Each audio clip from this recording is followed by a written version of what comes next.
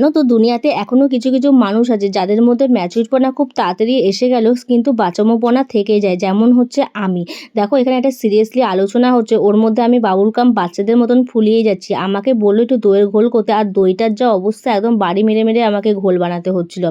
তারপরে তো ঘরে চলে এলাম, কেন হচ্ছে একটু বাজার যাওয়ার কথা ছিল। আর বাইরে যে হারে গরম, এই গরমে মুখে কিছু অ্যাপ্লাই করতে ভালোই লাগে না। মুখটাকে ভালো করে সবসময় আমি ক্লিন করে একটু মুখে ময়শ্চারাইজার লাগাই, ব্যাস। আর কিছুই না, এই গরমে আর কিছু লাগানোর কথা আমি ভাবতেই পারি না। কেন আমার শীতের থেকে গরমে কিন্তু স্কিনটা একদমই বাজে হয়ে যায়।